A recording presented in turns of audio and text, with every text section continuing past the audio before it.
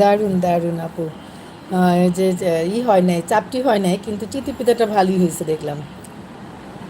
আসলেই কত কিছু যে ভাওতাবাজি দেয় সত্যি, বুঝছো? সবাই অনেস্টের সাথে দেয় না। সেদিন দেখলাম যে ফ্রাই কি জানি, প্রেশার কুকারে মুড়ি ভাজা, এমন একটা হেডিং দিছে।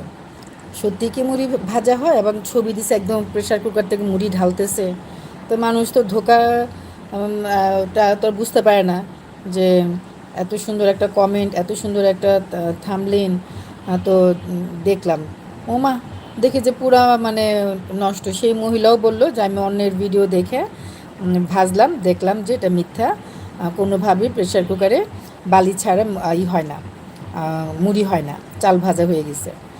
তো এটাই হলো আসল কথা, যে বেশিরভাগ মানুষই হচ্ছে ঠিকঠাক